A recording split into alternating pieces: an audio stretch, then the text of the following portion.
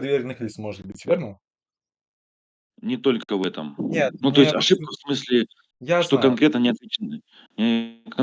отвечен на вопрос. Мгм. Это вот, да, про доверенные лица. А что ты неправильно Дальше у ответил? вас Мне больше только этот что вопрос говорите? Мне этот вопрос интересует, что я в доверенных лицах неправильно ответил. Я только что вот говорил буквально минуту назад, что, доверенных лиц можно иметь по 3 штуки каждого: семерки, восьмерки, девятки. Это правило написано красной администрацией на форуме. То есть, как мне сказал ГС Гос Дима Лихачев.